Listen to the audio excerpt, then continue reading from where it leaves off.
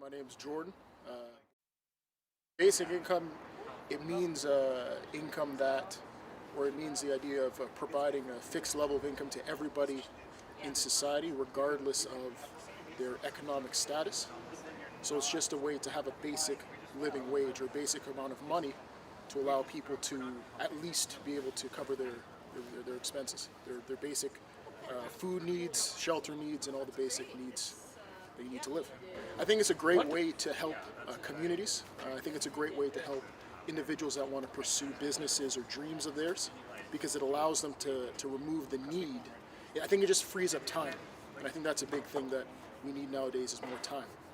And I'd say that would be the biggest thing, is that just allows for people to have their basic needs covered so that they can maybe take more risk, and that could provide a lot of great things for Calgary and Canada.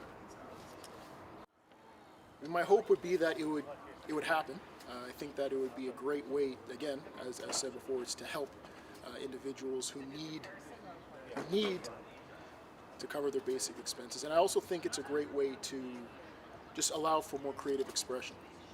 And that's the biggest thing for me. To me, that's the biggest benefit, is that I think in Canada, one thing that we lack compared to other countries, or not lack, but other countries tend to be seen as more advanced in many ways when it comes to creativity, when it comes to technology and things of that nature. I'm not saying every single aspect, but in many ways I think that having that income will allow for people to be more creative and have the ability to take more risk. And I think that'll allow for more economic growth and more opportunities for a lot of people. Well, the main thing is the funding, like being able to afford that. I think Canada is in a deficit from what I know. I haven't checked recently, but so first off, I'm an accountant, so first off I would say the tax burden would increase. So I mean, we would have to all front the bill. We would all have to pay extra taxes, I think, to make this happen.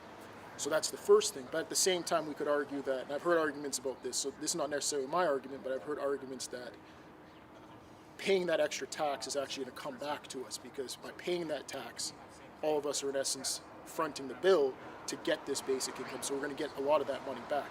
So really the tax burden isn't too high, but I'd say that's the biggest thing, is getting the funding to cover these costs.